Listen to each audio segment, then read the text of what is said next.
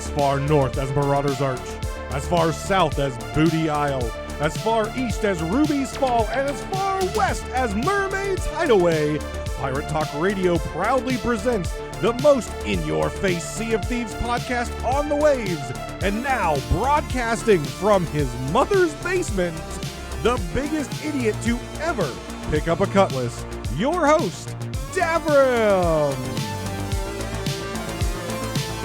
Welcome back, guys, to episode 85 of Pirate Talk Radio. I hope everyone is doing well. Renaissance Fair is here, and in just amazing weather fashion, it's been a great past couple weekends spending time at the fair. I posted a Twitter tweet about streams, as we haven't been streaming as much as normal, and that's just because I've been taking some time with the stress of work and everything, and just taking some time to go to the Renaissance Fair. It's something I enjoy doing every single year, and that goes through the end of October. This upcoming weekend, I'll be there all weekend. Last weekend, I was there for just a day, but it was still a great time. Had an absolute fantastic time. So I'm looking forward to spending the rest of October enjoying some more visits to the Renaissance Fair. That's not to say that some weekend streams aren't going to happen. They're definitely going to continue to happen, but some will not, just so I can go out and enjoy that. And then we'll get back into it as soon as Renaissance Fair is over. Other personal news, it also involves each and every one of you. I want to thank everyone who has made some sort of donation to the community's Extra Life page through the links in the show notes that are there every single episode, or those who have came by the live stream and dropped support there. But we have exceeded this community's yearly goal, which is $5,000 to Extra Life, which goes to support Children Miracle Network hospitals and helping children pay for their health care. So thank you very much, each and every one of you who dropped any amount of money, from whatever chains you had, if you were at a convention, to a Twitch Prime sub, to a regular sub, to bits, to actually donating on the page for whatever choice you make.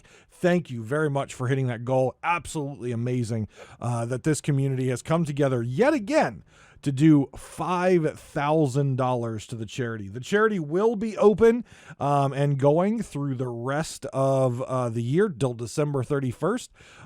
Though I won't be doing the 24-hour marathon on the game day, I'm going to be supporting my team on that day so that they can enjoy 24 hours of gaming and raising money. But we will be doing some extended streams in November, including one with a Steam gift card, a $25 Steam gift card will be coming up in November. So make sure, if you're not already following the Twitch channel, go over to twitch.tv/Davrim. Make sure you drop a follow, tune into the streams, and there will be a chance in November, a longer stream, that you can enter to win a $25 Steam gift card. And what I will tell you is, the more you watch now, the more tickets you will be able to get for that raffle. So those folks that are watching on a consistent basis, they are gaining tickets right now. Folks who sub gain tickets, folks who drop bits gain tickets, and everyone will be able to use those tickets that they're generating just by lurking or supporting in order to try to get that $25 Steam gift card. So please do come check that out. But again, thank you very much for the money that you've generated for charity. It's absolutely outstanding. And as I normally do, if we do $5,000, I add another tattoo somewhere. And this particular year's tattoo is going to be a Sea of Thieves inspired tattoo because the community around Pirate Talk Radio and my streams has been absolutely fantastic. So I have an idea of what that particular tattoo is going to look like. I have to find someone who can draw it up. but it should be pretty cool, and we'll probably be getting that done early next year. So let's get into it. We've got a lot of things to talk about, a lot of cool stuff going on right now in Sea of Thieves, but first, as always, I want to spend a moment and thank the patrons. Their support helps me put on this broadcast, helps me do content. So without further ado, thank you very much for Skimelt 666, Lane, and Regis Stella. Thank you very much for your continued support of my content and enjoying that. Remember, if you would like to support the content financially, you can go over to patreon.com/DavrimTV. You get a private feed of this, which includes 0 adverts. So if you want to listen to this for 0 adverts, you get that as a patron. You get your name read off. You can get a personalized holiday card at a certain tier, merch at a certain tier, one-on-one conversation and episode design with myself. Of course, the $1 for no adverts is obviously really nice. I know some people like that.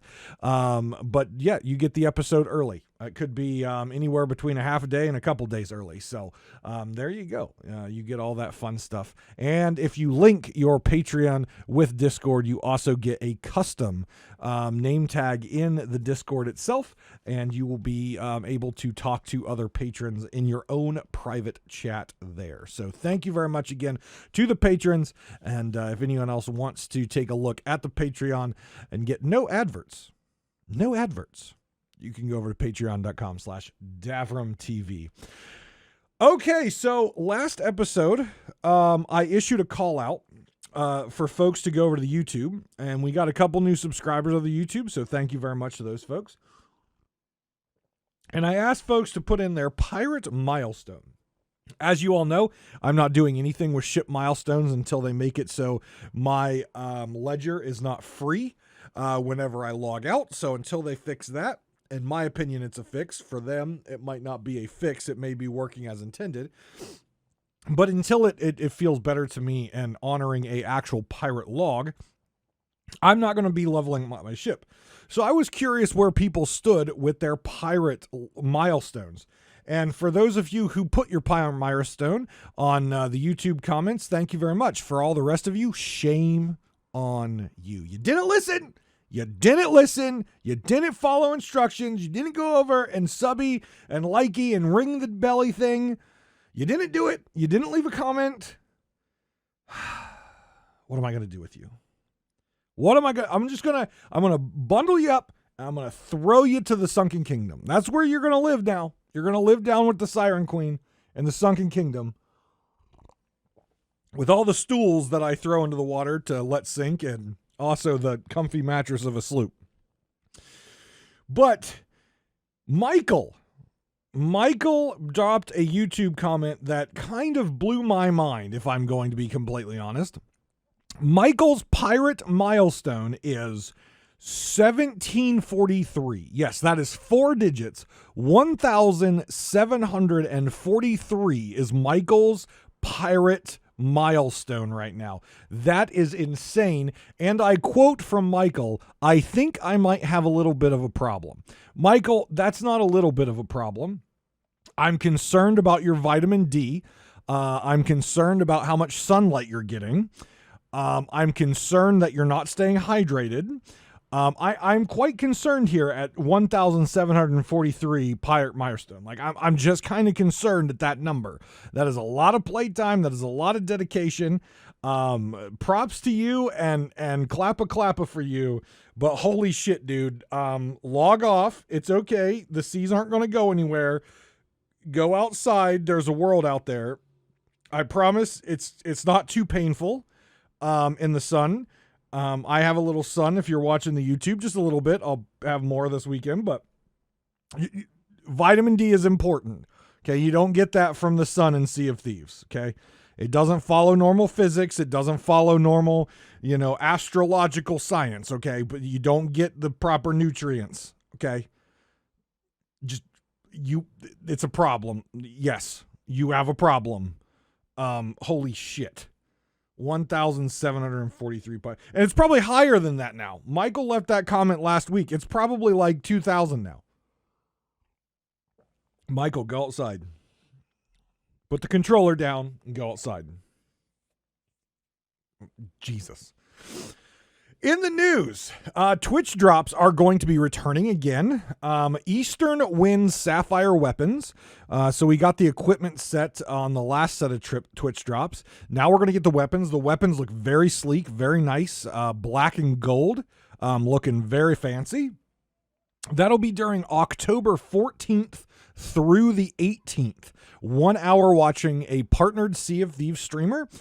Just get in there, watch your hour per drop. So you've got the flintlock, the sword, you've got the Eye of Reach, and the blunderbuss. So that's 4 total hours that you have to claim before you unlock the next one, but you can do it all in a single day if you're keeping up on it. Usually what I do is I'm lurking in streams all the time, and I've got Twitch on my phone, and I just pull up the Twitch real quick. I'm not watching it on my phone, and I just hit the claim button and it goes on to the next one or the next one or the next one. So that's how I kind of do it. But again, make sure you go to Twitch's website and you go to Sea of Thieves' website and make sure your accounts are linked. The proper Xbox account is linked with your primary Twitch account.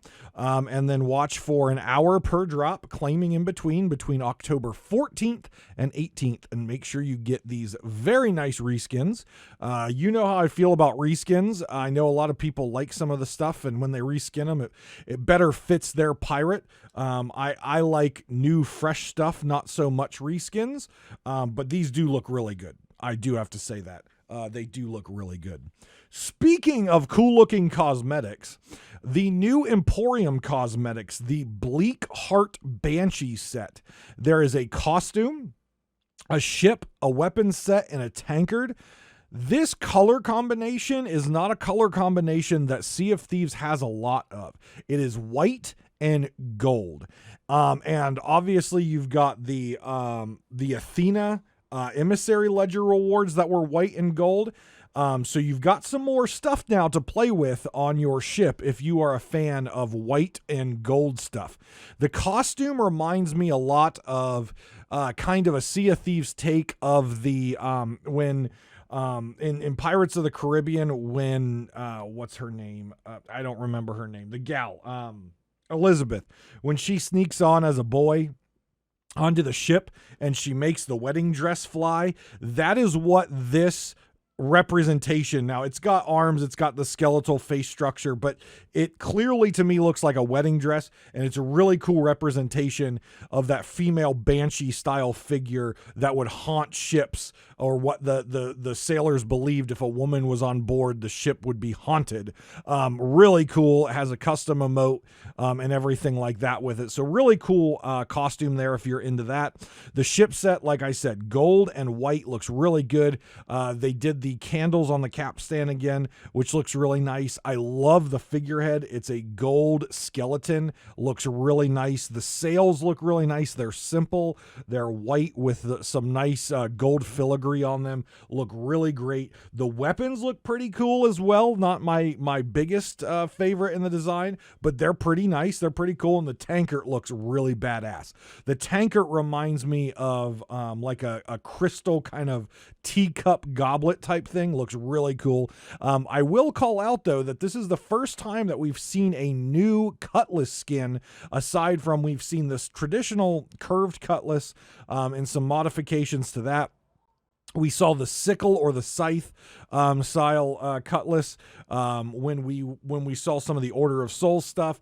We kind of got this weird makeshift axe looking thing with the Merit cutlass. Now we have a Chris, which is a really cool weapon. It's the crookedy sword and it has a crystal handle. It reminds me a lot of there's a Disney movie, and Prince of Persia has the Chris dagger with the crystal handle that he could open, and the sands of time would change time. Reminds me a lot of that, only in sword version. So really cool design there for specifically the sword, but another well-designed ship set, costume, weapon set from the developers. voiceovers, the design team, the artist team, great use of color, great use of like filigree and stuff like that. Looks absolutely fantastic. Again, not something that necessarily my pirate would use, but I can definitely see myself using some of the ship set parts. So I think I will probably be using some of the ship set parts and maybe my brigantine. But absolutely fantastic design job on those items. So I hope people out there enjoyed them and are using them. So yeah, moving on from cosmetics, also in the Emporium right now is a really cool free emote. Remember, every time the Emporium is refreshed, there is a free emote for you to claim. And this emote's pretty cool. It's the Skull Crusher emote. You pull out a skull and you just crush it into dust in your hand. Really cool emote, I think. And of course, it's free. So make sure you get in there and you claim it from the Emporium. Also in the news, we've been asking for years, where is Stitcher Jim? We now know where Stitcher Jim is, or we're going to find out where Stitcher Jim is. The title and the art splash screen of the new adventure has been released, and that adventure should be out within, I think a week. And the adventure is called the Herald of Fire. And it's Stitcher Jim. Stitcher Jim is right there in the actual artistic thing that they put out there. The trailer launches on October 10th, so keep your eyes on the Sea of Thieves Twitter and Sea of Thieves YouTube so you can see what's going on with Stitcher Jim and get a behind-the-scenes look maybe at what we might be doing in this next adventure. I hope the trailer kind of gives us a little bit more knowledge of what we're doing than the last trailer, but the trailers from Sea of Thieves have been absolutely outstanding with this adventure stuff. So either way, regardless if it tells us what we're doing or what we're not doing, it's going to be a great trailer to watch. Always really good character design and voiceovers. But we haven't seen Stitcher Jim since Heart of Fire, when he was burned by the Chest of Rage in the Heart of Fire next to Flameheart's ship. We all viewed it as he was betrayed by Flameheart. But in the splash picture of Herald of Fire, we see that Stitcher Jim is in fact cursed. He is ashen cursed. He has the full ashen curse on with the fire scars on his face, the glowing chest. So clearly some of the power of the Chest of Rage imbued him, and now he's got the ashen curse going on. And we also saw, if you've done Heart of Fire, you can also see that Wanda, previously the Masked Stranger, was tending to Stitcher Jim once he gets away from the Chest of Rage and runs away. Way off in the top, she starts to tend to him. So my question is, will Stitcher Jim still be brainwashed and loyal to Flameheart, or will he view that Chest of Rage and the broken promises as he's going to now turn his back on Flameheart, potentially join the Dark Brethren. With the Dark Brethren just being, real close in adventures not too long ago, we might see the start of the conversion to Stitcher Jim to the Dark Brethren. I don't necessarily believe we're going to see the Dark Brethren again this early. I think we might see them later on in a few more adventures later on when we start to wrap up this Flameheart story. But for now, Stitcher Jim is going to be coming back in. And the question is, where does his loyalty lie? And what is he going to be doing? Maybe the whole ashen curse thing is kind of a symbolization that, Flameheart's control over him is still there. He's still a loyal servant. Maybe he didn't become the Ashen Lord that he was promised to become, but maybe the power of that Ashen curse and things like that is enough for him to stay loyal to Flameheart. I don't know. We'll see. He was also obviously very important back in the days of the Heart of Fire. How will he now react that Flameheart Jr. has been revealed as kind of his Flameheart Senior's right-hand man, how is that going to make Stitcher Jim feel? And are we going to get a Stitcher Jim versus Flameheart Jr. kind of fight thing going on? There's a lot of potential here. I didn't anticipate them introducing Stitcher Jim back into the story this soon. I thought maybe by the end of the year we might hear a little bit from Stitcher Jim, but here it comes, and it's here, and it's going to be spicy. I have a feeling that this adventure is going to give us a lot of information on what has been up with Stitcher Jim. Where has he been? What is his mind at right now at this point after staring into the abyss for so long and now being cursed with the ashen curse from the Chest of Rage? What is the state of mind of Stitcher Jim, and where are we going to go now with Stitcher Jim, Flameheart Jr.? Where is this all going to go? It's completely open here. The last adventure, it is what it is. We freed the warrior from the Sunken Kingdom. Hopefully that'll be a nice payoff later, and we'll see what that payoff's going to be. But now we've got Stitcher Jim, and we've got to deal with him. And I think we'll see a little bit more from Flameheart in this next adventure as we lead back into that story from the Dark Brethren and getting back on track with the Flameheart story as we move closer and closer to the end of that story arc, which again, was promised that the end of the Flameheart story arc would be at the end of 2022. Whether that is still the timeline they have, I don't know. They haven't released anything new to tell me it is different. But that is the roadmap that we've gotten so far, and that's what I'm going to hold them to until I hear them update that. I would hate to see the Flameheart storyline just come to a crashing end. That's not really a Sea of Thieves thing. I think whatever happens at the end of this Flameheart storyline, the Flameheart name and legacy on the Sea of Thieves will continue to impact the storyline, either through maybe Stitcher Jim, through the Ashen Lords, through Flameheart Jr. Even if we vanquish Flameheart Senior, I have a feeling that the story of the Flameheart family and their overarching control of the Sea of Thieves, I believe it will continue. So all you Flameheart fans like myself out there, don't think that when this Flameheart story comes to an end, that is done, right? The Gold Hoarder had his story. The Gold Hoarder story came to an end just to be brought back in a pirate's life and now play a critical role in the Dark Brethren's ability to come to and from the Sea of Thieves and the Sea of the Damned through the Veilstone. So nothing in Sea of Thieves is ever final. Nothing in Sea of Thieves is ever the end for any sort of character. There's always a chance that they will reemerge at some point and affect the story in some way. So I'm excited about Herald of Fire. I'm more excited about Herald of Fire now that I see we get to learn a bit more about Stitcher Jim since Heart of Fire. I'm extremely excited to see where this adventure is going to go. I hope, though I enjoyed, as I talked about the last adventure on a lore side, I didn't like the overall feel of the story. I didn't feel like the adventure had a very good payoff. It didn't have a very good hype. It didn't have a very good ending. The lore in the middle was really cool. So I hope we get a little bit more meat and potatoes and a really good adventure this time. I know they're capable of it. We've seen them being capable of it in the past. And now that we're bringing this character back, I hope that Rare is going to really give us something cool and really give us something awesome with the reintroduction of Stitcher Jim.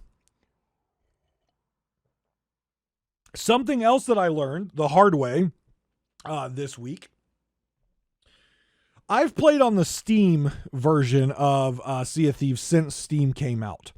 Since Sea of Thieves came out on Steam, I did not have the privilege of buying Sea of Thieves when it very first released, and I thought, well, I keep most of my games in Steam, and so I want to be able to, as I said, I buy a lot of stuff from the Emporium, just about everything.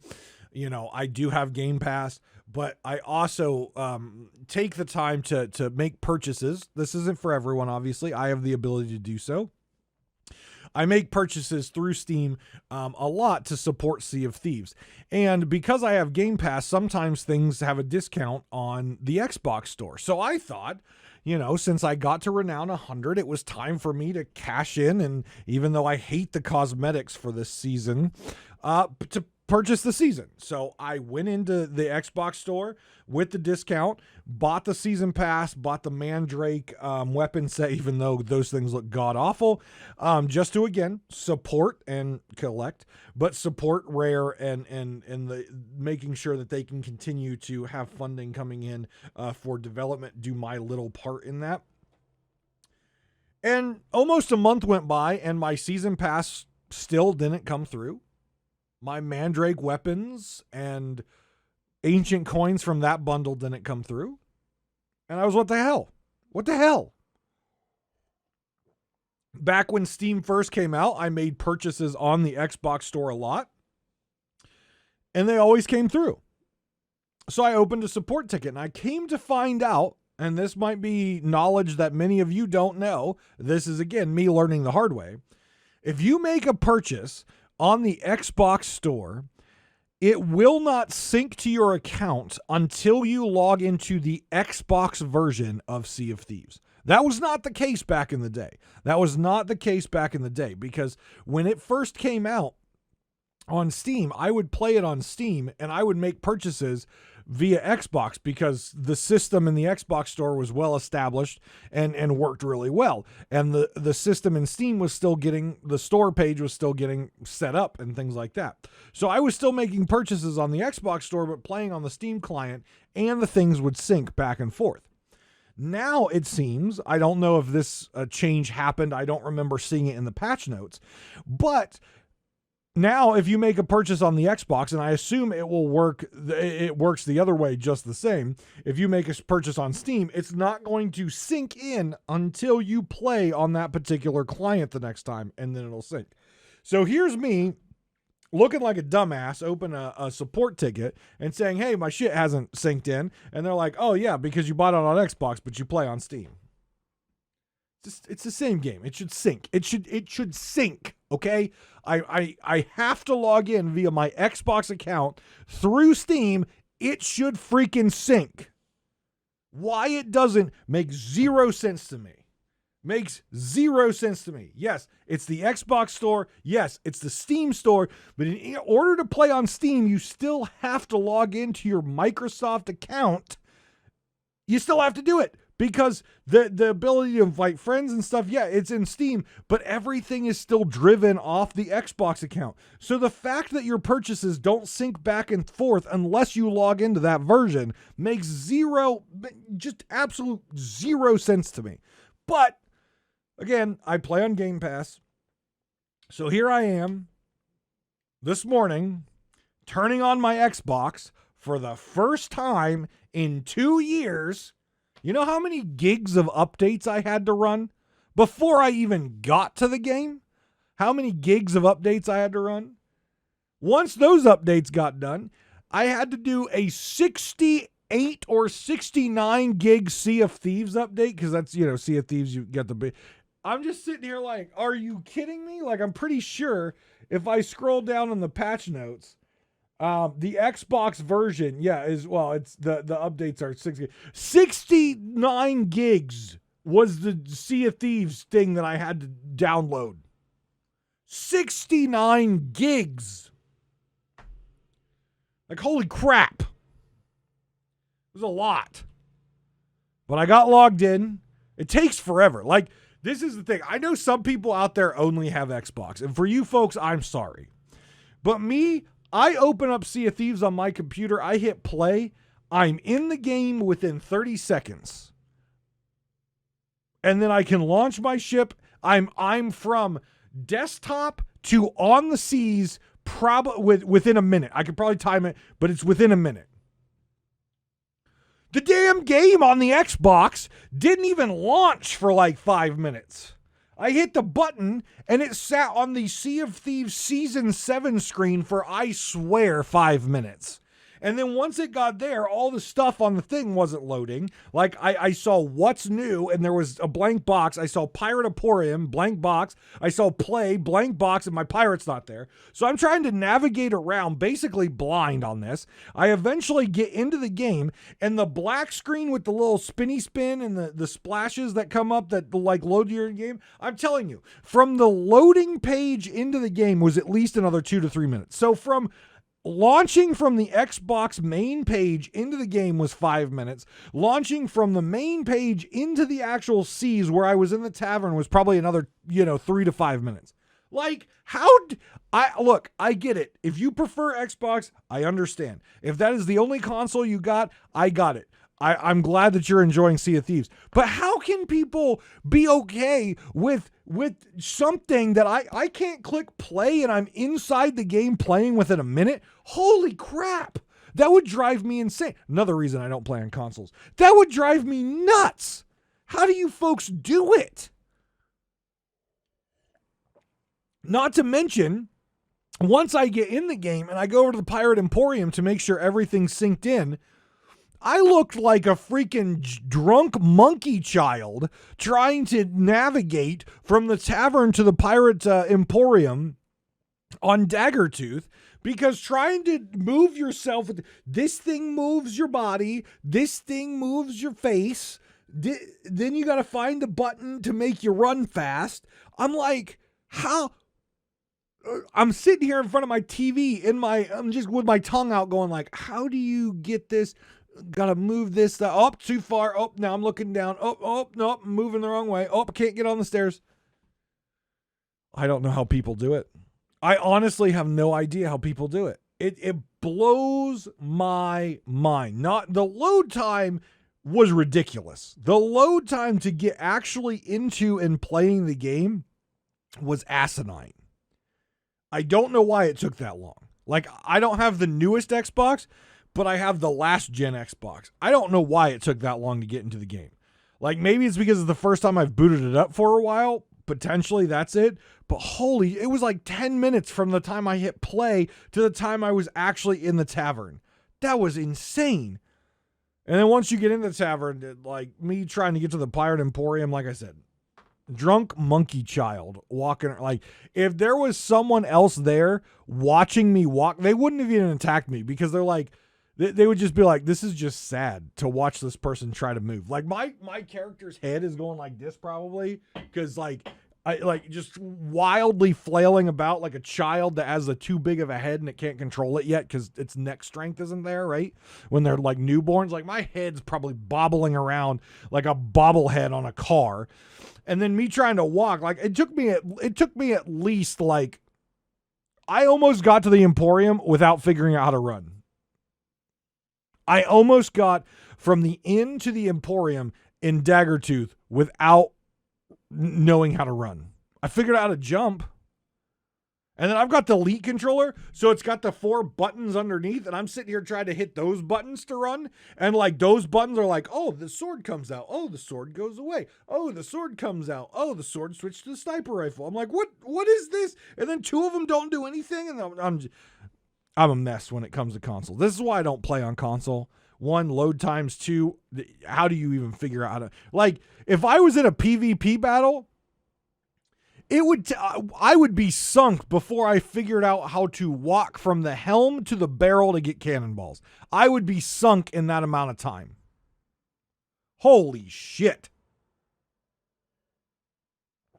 So that's my Xbox experience. But just so you all know, I now have my plunder pass and my vagina plant weapons. So we're all good there. The thing synced through. The support team was correct. It all did the syncy sync once I logged on with my Xbox. But holy God. Oh man. I have more respect now for console players because that was something else. So Sea of Thieves just recently released patch 2.6.2. And it's kind of been determined by a lot of folks as called the stability patch. I don't believe it has an official name on the Sea of Thieves website. It does not have an official name. I don't think their patches really do unless they're like season patches. But this one has been called the stability patch. And after I've ran through it, I understand why. They fixed a lot of small bugs, big bugs. They were targeting a lot of bugs and outstanding issues, which is good. I said way back in the day when they moved to this new model of updating that at least 1 in every 3 updates should be dedicated to bug fixes, if not 2 of every 3, because Sea of Thieves is a buggy ass game. So I think that's how it is. And before I did this episode, I wanted to be able to dive into the actual game and be able to speak to my experience playing on the patch. There's a lot of times that people talk about the patch and they read the patch notes, but they have done that before they actually get into the game and test things out. I like to get in the game and test things out so I can then look at the patch notes and say if that is a good change, a bad change, if it actually fixed it, or if it caused new problems. So things I experienced before we go into the patch notes, things that I have experienced that are issues that have been reintroduced or introduced with patch 2.6.2, the stability patch. 1, bucket reg is back. Yes, the all-loving, beautiful, amazing, everyone wants to punch themselves in the groin bucket reg. So I have experienced this on numerous occasions on different size ships when I've been playing with some friends, where you basically bucket water. It takes the water out of your ship. You go to the top thing, you throw the bucket, you see the water go off the side and go sploosh in the water. You run back down to get another bucket and you use the bucket to scoop again, and you throw water into your bucket or into your ship. Because even though you saw the animation, you saw the water leave, it didn't actually work. And I actually got to the point where when I was playing on a ship with Logan on our Saturday two podcasts, one boat, 2 podcasts, 1 boat stream, I actually went down. Once I realized bucket reg was back, I was very cautious and made sure I looked at my bucket to make sure it was empty before I left the top deck. We were on a galleon. I bucketed and I threw it over to the side, and I threw it over to the side, and I threw it over the side. It took 4 times throwing a full bucket over the side before the bucket was actually emptied. So the lovely bucket reg is back. Now, it wasn't happening all the time, but it's definitely something that's happening. So even though if you're deep in concentration of a battle, pay attention to what the bucket actually looks like. Make sure you've cleared the water out of the bucket. Even though you've tossed it, make sure the bucket is actually cleared before you go back down, or you could be in bad time. Harpoons, still broken. Moving on. After server merges, now I was curious why this was happening because I did not notice this until after a server merge on my Sails and Tails Tall Tale series with Zorvia on Monday. But after a server merge, weird things start happening. And I noticed in the patch notes, they did a lot of changes to code after a server merge. So I think they broke some stuff. In fact, I know they broke some stuff. So one thing that I experienced after a server merge, you're unable to pull anything out. Equipment, weapons, food, anything. You will pull it out. It'll stay out for a split second and then go away. You'll pull something out. It'll go away for a split. It doesn't matter what you pull out. Instrument, everything. It just goes chink, chink, chink, chink. It comes out and goes back. Comes out, goes back.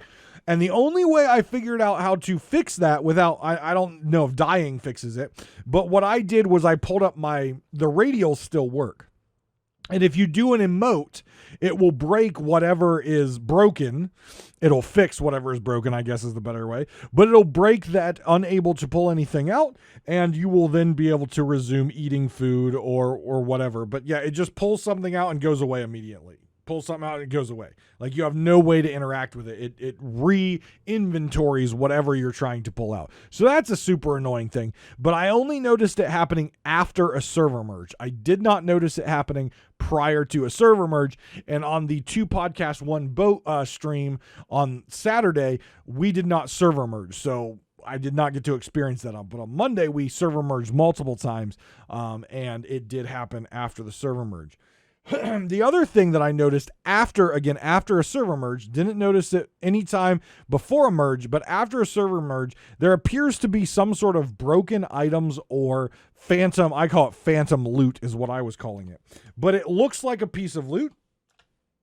but it has a weird name. You walk up and look at it. It has no interaction, or it has an interaction button like picking up, but it'll have something like no name _ code _ parentheses full parentheses, something like that. A very clear code.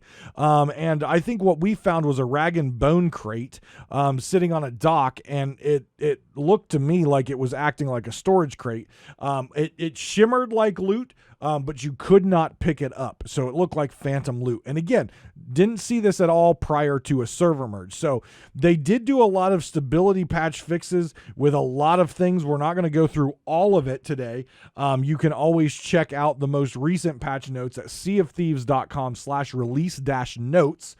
You can check out all the things to see if anything you were interested in was fixed or adjusted, but it clearly says that they had some issues with the server merging system. They tried to make some changes to it. They fixed some stuff, but broke some other stuff. So just keep your eye out for things going on during server merges. So let's look at some of the highlights of this stability patch. The first thing I want to start with is the adjustment and the fixing of Legend of the Veil. So for a while now, Legend of the Veil has been broken in that they've had part of the module, one of the modules turned off, which I'm glad they have the module system now for that particular quest, is because if something is broken, they can just disable a module and you can still continue to do the quest. They don't disable the entire quest line because something's broken. They can just pick one module, turn that module off, and you can do Legend of the Veil quest with the other modules, which I think is a fantastic way of developing things for this game, because as we know, the development of this game in general is not clean. It is not crisp. It always has some sort of bug and some sort of issue. It's a common thing for live service games like Sea of Thieves. But when you're able to package or make the features you have in modules, where you can turn off modules and then you can continue to do other things in the game, and it will not impact that particular overarching item, I think is a really good decision. So they were able to disable the sunken ship module of the Legend of the Veil, because what was happening was people could cancel the voyage and all the loot from the sunken ship would just float to the surface, and there were these giant piles of loot. People would stack Veil voyages and cancel them, stack, cancel them, stack, cancel them, and then find these massive server lag, server crashing piles of loot. Clear exploit, obviously. People were getting their accounts suspended and stuff like that while they were doing it. But they disabled that module in order to fix it. So Shipwreck Graveyards during Legend of the Veil voyage are once again enabled. And starting and canceling the Legend of the Veil voyage should no longer make the treasure float to the surface, and it'll be removed from the world. So that is definitely a good fix, and allowing the Legend of the Veil to have the full module suite this time. So that is very good. Another thing that I feel that this is good, but I don't feel that they went far enough. The next thing that I called out as a really good change is players passing through the tunnels of the damned should no longer find their emote radial reset. This is good. This has been an ongoing thing that Sea of Thieves has had issues with, where either you die or you go through the tunnels of the damned or you're going into the adventure or whatever. When you're zoning out of your normal play area, your pirate gets reset, basically. Emotes, equipment, everything, all cosmetics get reset. Now, it looks like they targeted specifically the emote radial here, but in looking on Twitter, people were still concerned that bits of your pirate still may be reset while going through the tunnels of the damned.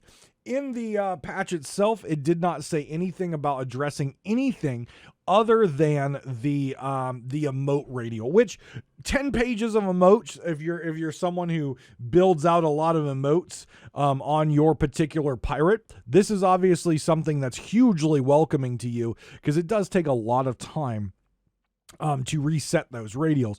But they did not address, or they did not mention anything about the actual reset of the cosmetics of the pirate. So I assume that is still going to be an issue out there. So just be aware of that. I have not experienced either of these two things. I'm happy that I haven't, because that is one thing that annoys the absolute shit out of me, is when my pirate gets reset. That just bothers the piss out of me. So that's another good change for people with the big emote things. But I hope that they mention in there sometime that they've addressed the pirate reset as well. The next thing that I want to spend a little bit of time talking about is the rebalancing of the ferry time across all crew sizes. Obviously, for most players, Xbox or PC, the biggest thing that we don't want is the black screen load time, which I've noticed and I've seen on Twitter and Reddit and things that people are complaining that the longer black screens are back. I have experienced now that we're well into Season 7, we're well past that time where we had really short black screens. I think things are starting to get bound up in the code again. I think things are starting to seize up the cogs in the system, if you will. And we're seeing slightly longer or extendedly long black screens again, which is not good. The fast black screens were really nice. Now, with that being said, there's also another part to this, and that is how long you will actually stay on the ferry, which is what this deals with. This is not dealing with the extended black screen. This is dealing with how long from the time you're put on the ferry to the time the door opens, right? The respawn timer, if you will. So, in a way, I like what they did here. They thought about a change they wanted to make. They wanted to balance the respawn timers of ships so that a ship that has a less of a crew has a better chance to defend than a ship that has a larger crew, right? But I think they did go a little far when they did it the first time, and I think in general most people thought they went a little far. It seemed like it was impossible to sink a sloop because of the respawn time. So I'm glad they took a stab at it. They were obviously wrong with their adjustments the first time, but it was better than what it was originally. And now it's time that they have the data, they've got the feedback, now they can start working on tweaking it and rebalancing it. And this, I think, is their first attempt doing this. I'm sure it won't be their last. I'm sure there's going to be additional feedback and additional data, which will have them tweak this even more. But following the reductions to the Ferry of the Damned wait time in previous updates, these times have undergone further adjustment to provide a more balanced experience across all crew sizes. Solo sloopers, solo crews will now have a 15-second hold time, or a 15-second respawn, where you're held on the Ferry of the Damned for 15 seconds. A 2-pirate crew will have a 19-second, a 3-pirate crew 23-second, and a full galleon, a full 4-pirate crew will have a quarter of a minute, or a 25-second hold time on the ferry. Now we're going to see how that plays out over time. Again, solo slooping is supposed to be considered hard mode. It is supposed to be difficult. It is not supposed to be easy. People who are really good at solo slooping they're just masters of this game. They know how to handle the ship. They know how to sink other people. They know when it's time to repair versus board versus cannons. They know it. And so having them, giving them a chance by giving them a shorter respawn window or a shorter hold on the Ferry of the Damned was definitely something that was needed, right? Because though the masters of the solo sloop were great at what they did, when you're going 1v4, you're going to die. There's a good chance, no matter how good you are at this game, there's going to be a time when you die. And if you're held on the ferry the same length as those 4 folks on the galleon, on a full galleon, you're you're on hard mode, and now they've just put it to hard mode game plus. That's basically what they've done. They've made it impossible. So making the change to give you a shorter hold time on ferry was very good. It still is the hardest mode in the game, solo slooping, but they gave you a chance against some of these crews that you're outnumbered on. Was it still hard? Yes. Was it impossible? No. So making these adjustments now, I think, is good. So we've got solo crew is 15 seconds, 2 pirate 19, so just 4 seconds different there. And then we have a 3 pirate 4-second increase again to 23 seconds, and the full 4-man galleon 25 seconds, which is a 2-second increase from the 3. So we can see what they're kind of tweaking there, right? They're trying to bring them in closer, but still giving a slight advantage to those crews who are automatically disadvantaged by their crew size. Now, what I will tell you is, when you have a 2 pirate crew versus a 2 pirate crew and everyone's on the 19 seconds and it's baseline, it's flat, everyone's equal, you do have to be better than the other person. You have to know what to do. You have to be able to make those decisions. You have to hit your shots with the cannons, with the guns, whatever you're doing. You're going to have to do that because you're on an even keel with the other folks. But when you're dealing with a solo slooper versus a 2 pirate crew, you've got that 4-second advantage. So hopefully that will allow you to turn the battle or have a more equal experience. Now, with that being said, if you're a really good solo slooper and you put a herding on a 4 crew galleon, you get on board and you kill them, you have a really good shot of sinking them, because 25 seconds, a quarter of a minute, that is a long time to be held on the Ferry of the Damned. It is not impossible to come back from, because again, a solo slooper is one person. They've got one cannon and they've got to maneuver the ship while shooting. So they're not going to be putting a lot of holes in you before they go for that board, most likely. So you definitely still have a chance. You still have a couple respawns to try to retake your ship. But again, if they're a better player than you, 25 seconds is a long time, which I can understand with some of those bigger crews, especially in open crew situations, which folks who do open crew, I have so much respect for you. I can't do open crew. I just can't do it. It just drives me insane. But again, you're still going to have to be on top of your game, but you're going to be able to get people back. My advice is, if you're going against a good player or you're going against a good crew, try your hardest to not come back from the ferry one at a time.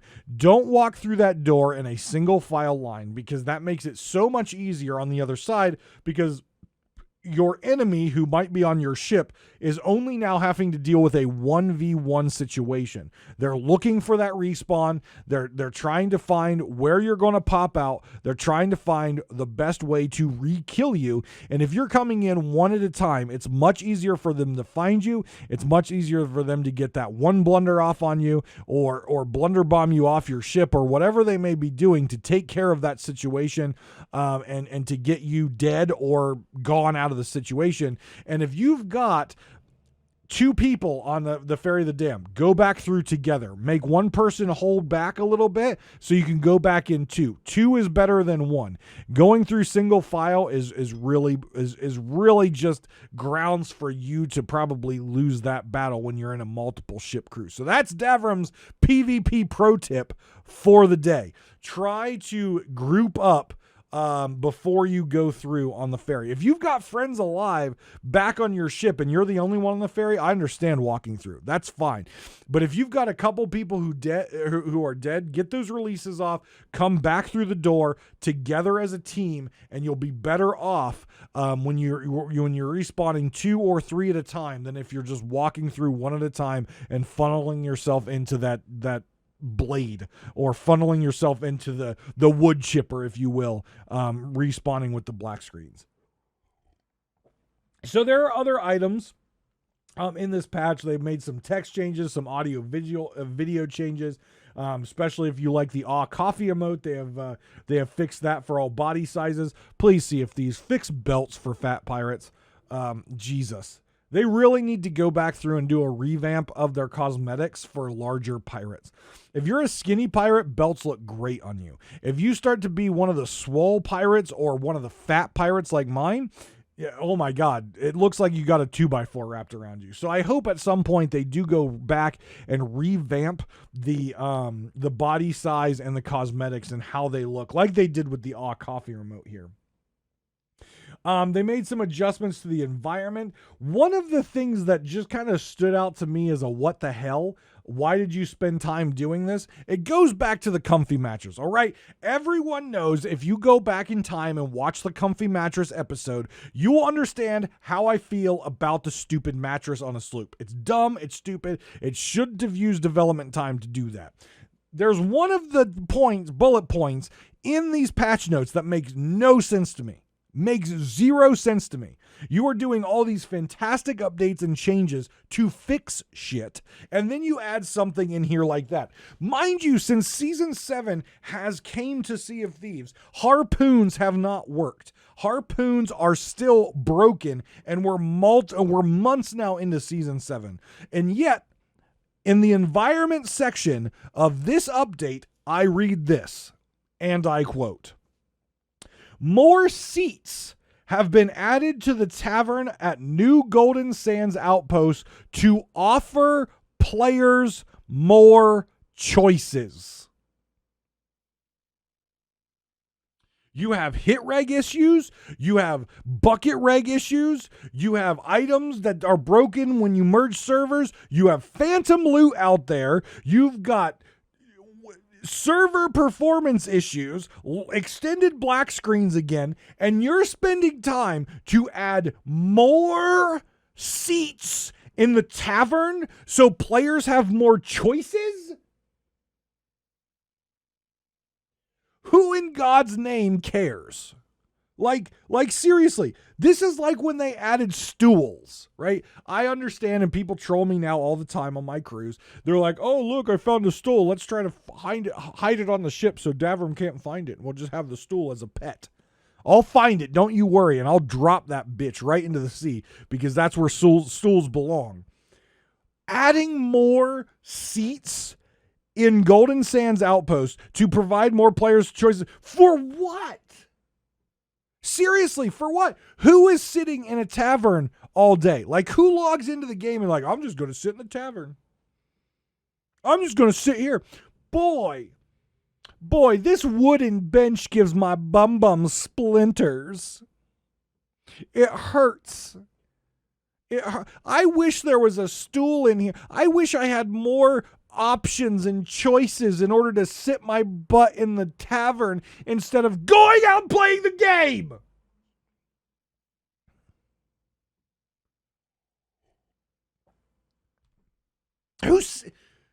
I get it. Some people do the role play thing, and I understand that.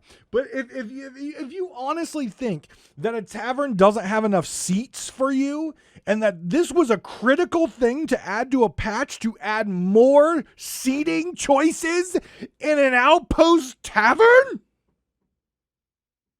while your guns and your swords are still broken, and your buckets are broken, and your critical game pieces are broken, and you're spending time adding more seats to a tavern.